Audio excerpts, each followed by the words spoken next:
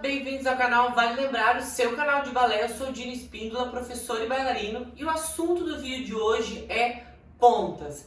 Qual é a melhor ponta para comprar? Como que você vai saber que tipo de ponta comprar? E que história é essa de que tem ponta que facilita a tua vida e tem pontas que não facilitam a tua vida? O assunto do vídeo de hoje é desfazer alguns desses mitos e dar algumas explicações sobre esse assunto. Então vem comigo. Semana passada no Instagram saiu uma caixa de perguntas e aí uma das perguntas era qual a melhor ponta para se comprar, e aí eu contei uma história da minha aluna que foi lá e comprou uma ponta super tecnológica que facilitaria a vida dela. E aí eu dei a minha opinião sobre, e aí gerou uma série de conversas como sempre, porque esse assunto sempre é muito contraditório, muda de professor para bailarino, de bailarino para turma, enfim. Qual é a questão? Que história é essa de ter pontas tecnológicas? Que ponta que a pessoa deve comprar? Por onde começar?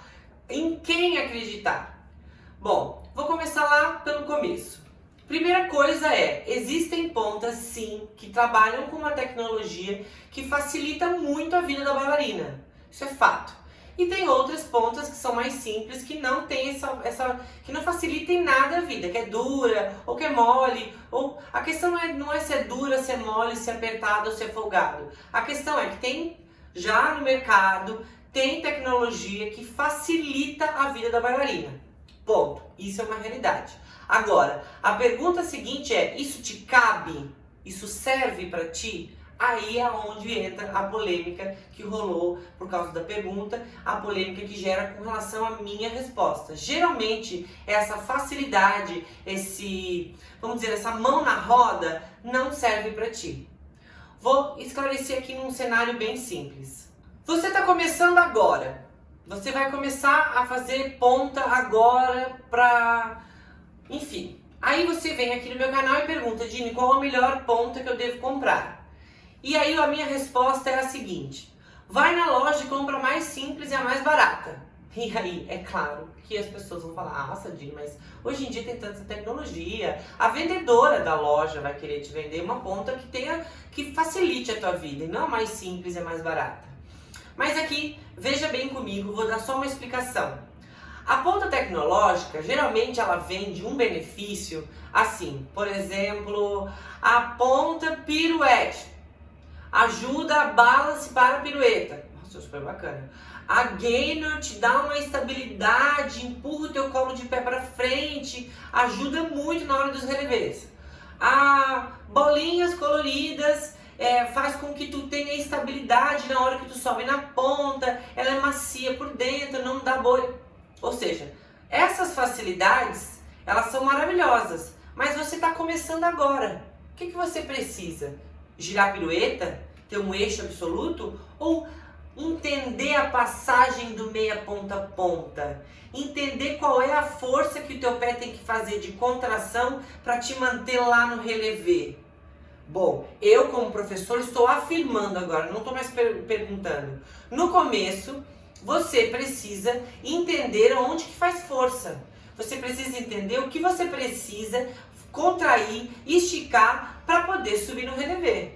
Se tu me comprar uma ponta que faz isso por ti, em que momento tu vai aprender isso? Veja bem, eu não estou aqui pagando de tirano, igual as pessoas estão me chamando, te falando: porque você quer que as pessoas sofram, porque hoje em dia o mercado está aí para facilitar. Eu entendo que o mercado está para facilitar e eu não quero que nenhuma aluna minha sofra. Bem pelo contrário, é justamente porque eu não quero que ela sofra que eu quero que ela aprenda. Então vai lá na loja, se tu é aluna minha, e compra a ponta mais simples, a mais baratinha. Porque o que vai acontecer? Tu vai chegar na escola e tu vai entender como é que é teu pé, tu vai entender como é que tu vai subir no relevé, tu vai entender o que tu precisa para fazer lá, enfim. Aí, na sequência, tu vai entender que aquela ponta é larga, fina, apertada, baixa, gáspia curta, gáspia longa, que é mole, que teu pé é forte, que teu pé é fraco. Tu vai entender uma série de coisas que tu não sabe no começo, que tu tem dúvida no começo. E aí, na sequência, a segunda ponta é um investimento melhor. Ela pode ser mais tecnológica, ela pode ser mais cara, ela pode ser melhor com relação à primeira, e assim sucessivamente. Porque se vem uma amiga minha, por exemplo, uma Sayuri da vida, que dança todo o final de ano comigo, e ela fala pra mim: Dini, eu adoro a Gainer porque ela me ajuda, não sei o que, não sei o que. Mas aí você tem que entender que ela já é uma bailarina formada.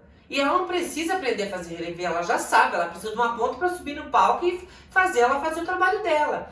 As pontas tecnológicas foram desenvolvidas para ajudar esse momento. Então, quando uma aluna minha fala assim: ai, Dini, eu comprei a Gainer não sei das quantas, falo, super bacana. Na hora de dançar, ela vai ser incrivelmente bem-vinda. Mas aqui, no segunda e quarta, vai lá e compra uma simples. Essas assim, ó, sabe? Ou cetim, eu ia dizer pele e osso, e aí eu misturei com gesso e cetim. Uma simples, gesso e cetim. Acabou.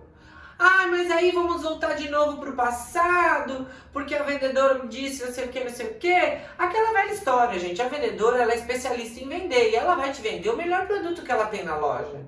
E é claro que se você for atrás da sua colega que tem lá a New York, ou no seu New Balance, ou a New não sei das quantas, ou todas as outras opções que possam vir a ter, e tu olhar pra ela: você gosta dessa ponta? Ela vai dizer: claro, eu amo, ela é maravilhosa. Óbvio, ela não te deixa fazer força.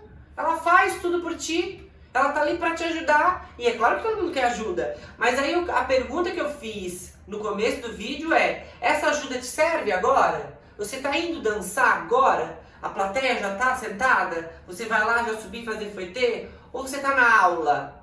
Você tá na aula para aprender, você tá ali para fortalecer, para entender o que faz e o que não faz. Se você compra uma coisa que te tira esse processo de aprendizagem, quando que tu vai aprender?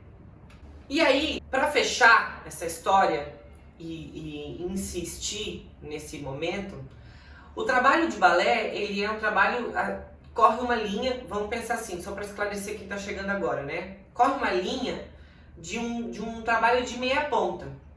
Em algum momento, esse trabalho de meia ponta cria um braço a mais, que é um trabalho de pontas.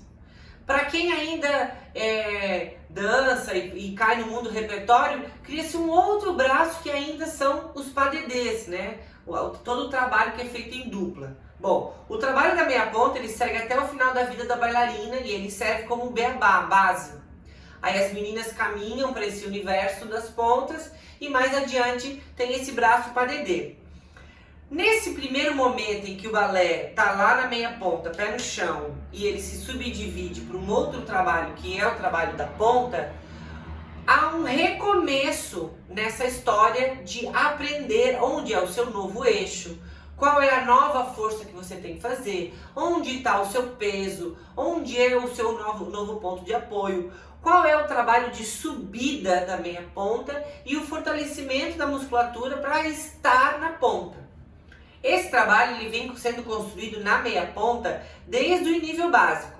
Se a gente fosse criança, se eu estivesse falando aqui com adolescente, eu poderia falar o que faz na primeira série, o que faz na segunda, o que faz na quarta. Mas como não é o foco aqui e o público é todo adulto, todo o trabalho da meia ponta, basicamente todos os anos iniciais da meia ponta, é oferecido para o adulto num talagão só. Numa mesma aula, no mesmo mês, o adulto já aprende um monte de informações. Porque ele tem mais consciência, ele acaba administrando tudo isso melhor no corpo dele. Aí, em um dado momento, ele migra para a coisa da ponta. Quando chega na ponta, é a mesma coisa. É um mundo de informação despejado tudo de uma vez. Qual informação? Essas que eu falei. Há uma nova passagem de relevé, há uma nova forma de caminhar, há uma nova forma de fazer força para poder desenvolver os passos que a ponta tem. Se nessa fase, nesse estágio, você vai ali e me quebra a parte do aprendizado e me compra uma ponta que te ajuda a empurrar o colo de pé para frente, que já é curvada, que não faz meia ponta, como que tu vai aprender a fazer meia ponta ponta se a tua ponta te impede de fazer meia ponta? Me explica. Não tem como. Então é sobre isso que eu tô falando. As pontas simples, elas são mais cruéis, elas dificultam a vida, mas para quem está começando, na minha opinião, enquanto professor, é fundamental.